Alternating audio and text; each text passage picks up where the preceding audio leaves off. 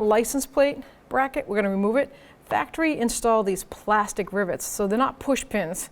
That's actually a plastic rivet. So on the other side, it's expanded out like this. So I just take a drill bit that's going to fit right in there, and I'm just going to drill right in there and pop that right out.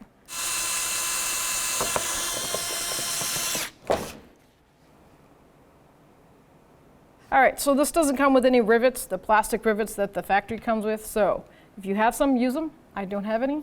And I don't even have the aluminum ones that are really thick. That would be like for a window regulator. So instead I'm going to use body push pins. I got to kind of drill the hole a little bit bigger so that I could get the base of the push pin to go in there. Just like that. It's got the bumper behind it, the actual steel bumper, so you won't be able to put like a nut or a bolt straight out. So don't forget that this little cutout, looks like a holding lip, like a folder, goes on the bottom. That's where the license plate sits in there. And also you could go by the side cutout, which is the angle of the bumper.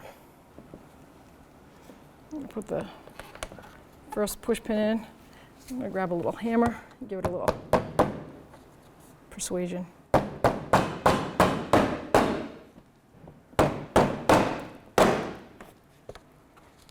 So now you can take your plate, place it down in here, and then put the 2 self-tapping screws right in there, and you should be good to go.